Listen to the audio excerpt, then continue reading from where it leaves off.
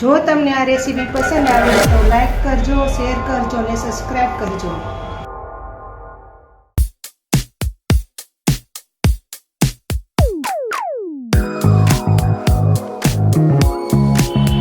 હું સગુણાબેન સિયારા સુરતથી તમારું ગુજરાતી ફૂડમાં સ્વાગત કરું છું. આજે આપણે બનાવીશું રસાવાળા નાયલોન ખમણ.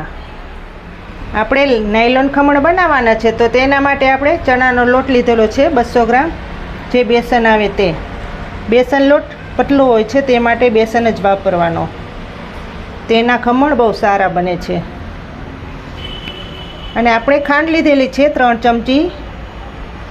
આપણે જે ઓલા લીંબુના ફૂલ આવે તે લીધેલા છે 1 ચમચી. 3 ચમચી નમક લીધેલું છે.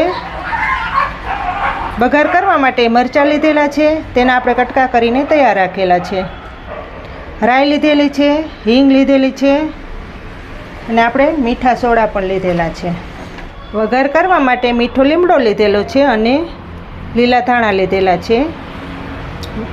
વઘારવા માટે તેલ લીધેલું છે અને આપણે બેટર બનાવવા માટે પાણી લીધેલું છે. સૌ પ્રથમ તો પહેલાં આપણે પાણીમાં ખાંડ અને જે લીંબુના ફૂલ લીધેલા છે તે આપણે ઓગાળી લઈએ. આપણે 1 ચમચી ખાંડ નાખીશું. બાકીની ખાંડ આપણે રસો બનાવવામાં નાખશું. લીંબુના ફૂલ પણ અડધી ચમચી નાખીશું. 200 ગ્રામ ખમણમાં અડધી ચમચી લીંબુના ફૂલ નાખવાના. 1 ચમચી આપણે નમક નાખીશું. આ ત્રણેય વસ્તુને બરાબર મિક્સિંગ કરી લેવાની.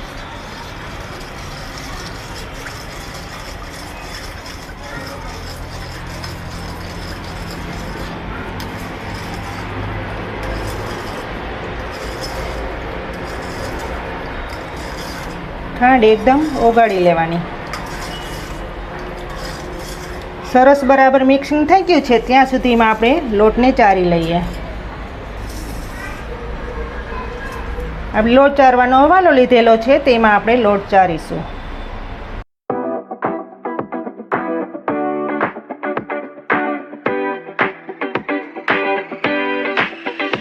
લોટ હંમેશા ચારીને જ વાપરવાનો.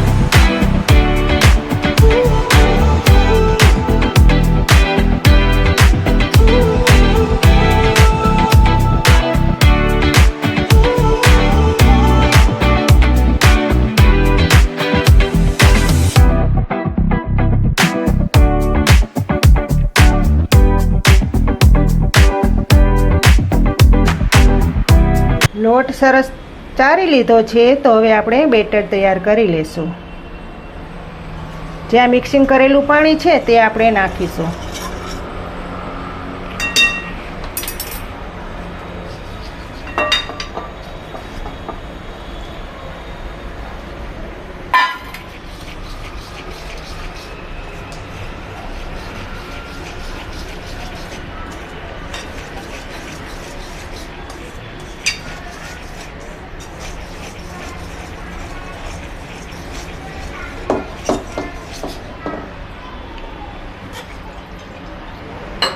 બરાબર સરખું મિક્સિંગ કરી લેશું.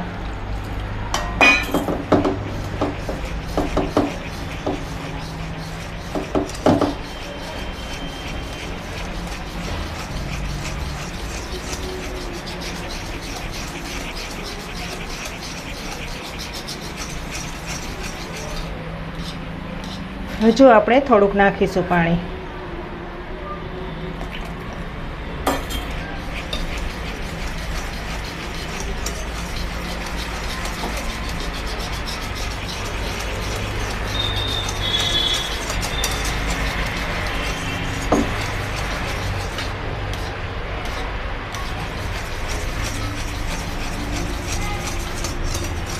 એક પણ ગાંઠો ન રહે તેનું ખાસ ધ્યાન રાખવાનું.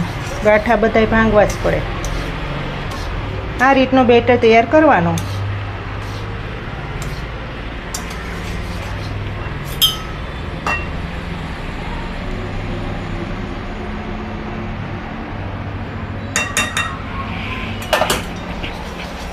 સરસ બેટર તૈયાર થઈ ગયું છે તો હવે આપણે આને 5 મિનિટ ઢાંકીને રહેવા દેશું. ત્યાં સુધીમાં આપણે પાણી ગરમ કરી લઈએ. આપણે મોટી કઢાઈ લીધેલી છે, તેમાં આપણે ખમણ બાફીશું. તેના માટે આપણે ગેસ ચાલુ કરીશું.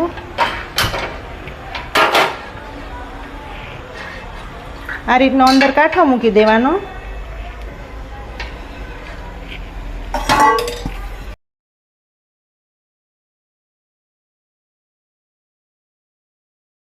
પાંચ મિનિટ થઈ ગઈ છે, તો હવે આપણે જોઈ લઈએ.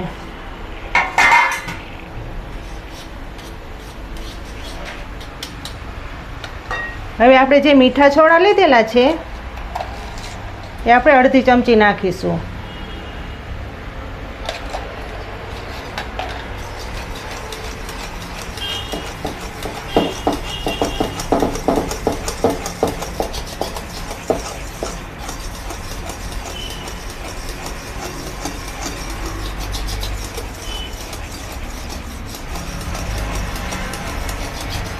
આ રીતનું બેટર તૈયાર થાય છે.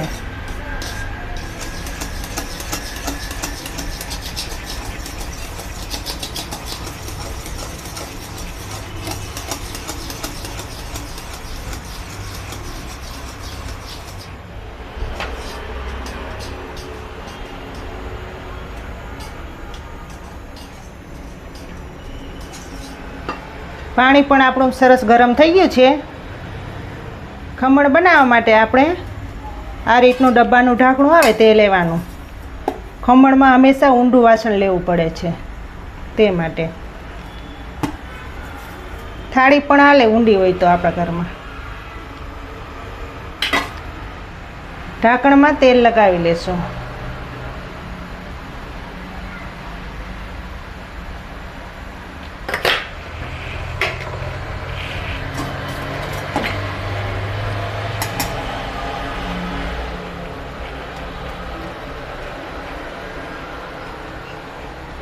આ રીતનું ફરતું લગાવી દેવાનું તેલ. જે બેટર તૈયાર કરેલું છે તેમાં આપણે નાખી દઈએ.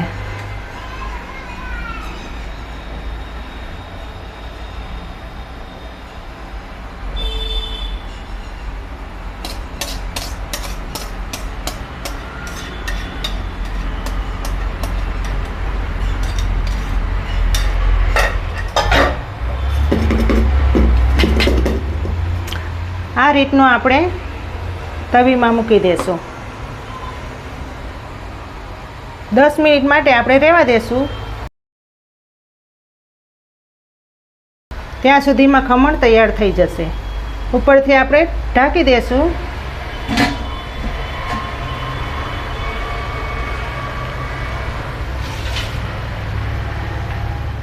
ખમણમાં નાખવા માટે રસો બનાવી લઈએ.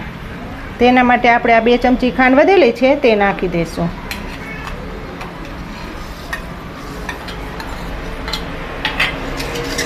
એકદમ આપણે ખાંડ ઓગાળી લેશું.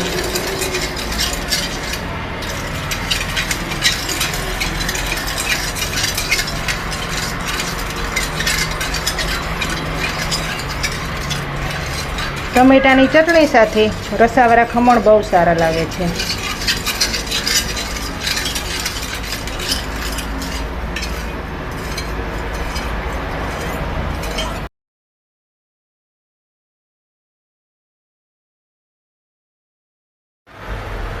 દસ મિનિટ થઈ ગઈ છે, તો હવે આપણે જોઈ લઈએ.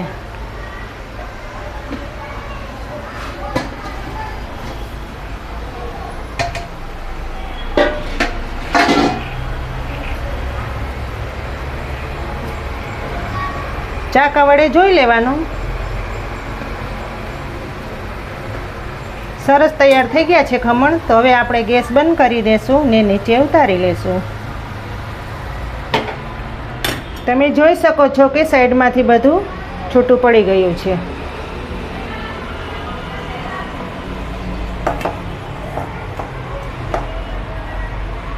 પાંચ મિનિટ માટે આપણે ખમણ ઠંડા થવા દઈશું.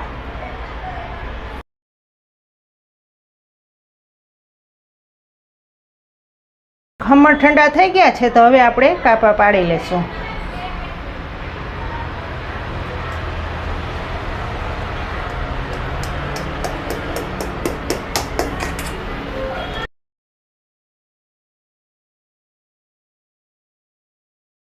હાઈ ક્લાસ જાળીદાર બન્યા છે ખમણ.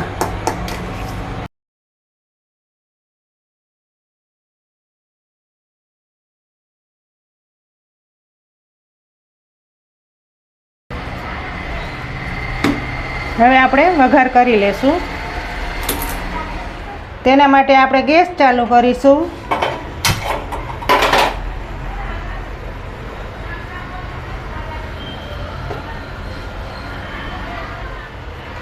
બે પાવરા જેટલું તેલ નાખીશું.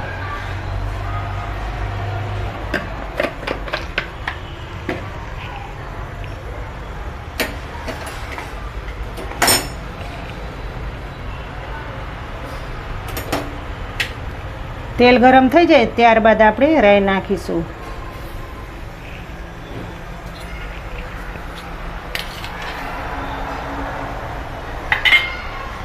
ગેસ ધીમો રાખીશું.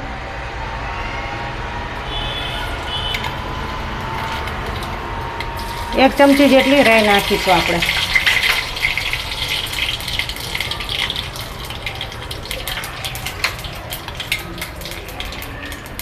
અડધી ચમચી હિંગ નાખીશું. જે મરચાં લીધેલા છે કટ કરેલા તે નાખીશું.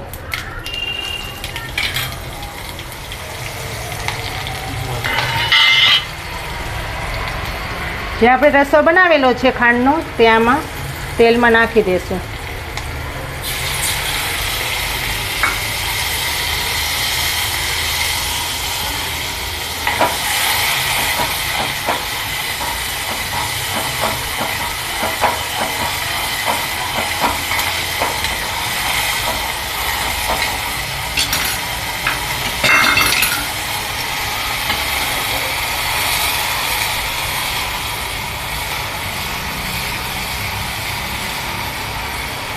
હવે આપણે વઘાર કરી લઈએ.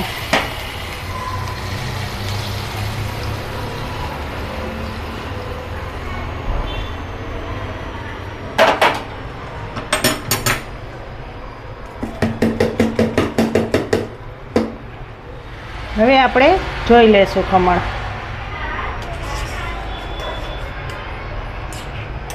એકદમ જાડી પડી છે ખમણમાં, પોચા રૂ જેવા.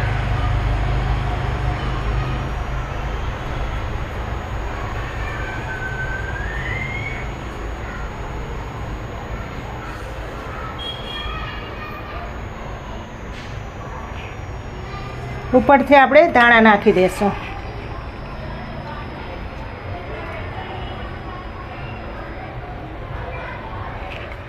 ખમણ તૈયાર થઈ ગયા છે તો હવે આપણે સર્વ કરી લેશું.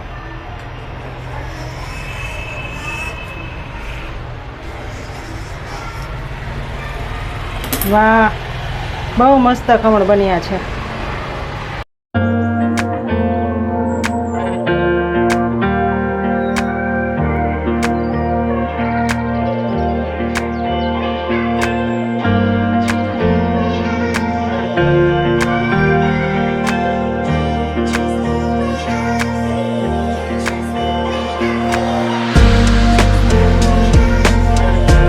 તૈયાર થઈ ગયા છે આપણા રસાવાળા નાયલોન ખમણ. તમને જો મારી આ રેસીપી સારી લાગી હોય તો મારી ચેનલને લાઈક કરજો, શેર કરજો અને ભૂલ્યા વગર સબસ્ક્રાઈબ કરજો.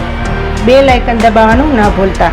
કમેન્ટ કરીને કહેજો કે તમને મારી રેસીપી કેવી લાગી.